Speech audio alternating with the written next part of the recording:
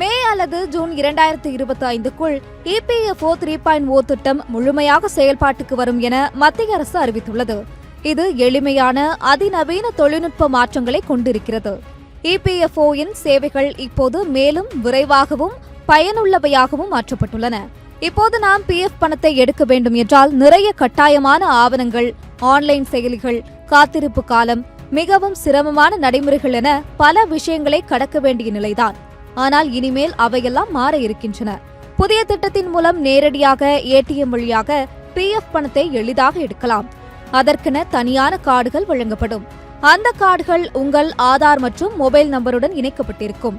Debit card போல் ATM-இல் போட்டு எந்த வங்கி கணக்கில் வேண்டுமானாலும் நீங்கள் PF பணத்தை எடுக்கலாம். இதுவரை PF பணத்தை எடுக்க பல்வேறு கட்டுப்பாடுகள் இருந்தது. ஆவண சோதனை, வாரங்கள் நீளும் காத்திருப்பு, அனுமதி போன்றவை இருந்தது. ஆனால் தற்போது அரசு கூறுவதன்படி 60% PF முன்பணம் தானாகவே கணினி வழியாக 3 நாட்களில் உங்கள் கணக்கில் வரவழைக்கப்படும். இதற்காக அதிகாரிகள் நேரில் சோதனை செய்ய வேண்டிய தேவையில்லை. இதற்காக மருத்துவம், வீடு வாங்குதல், திருமணம், கல்வி செலவுகள் போன்ற தேவைகளுக்காக முன்பணம் எடுப்பது மிகவும் எளிமையாகிவிட்டது.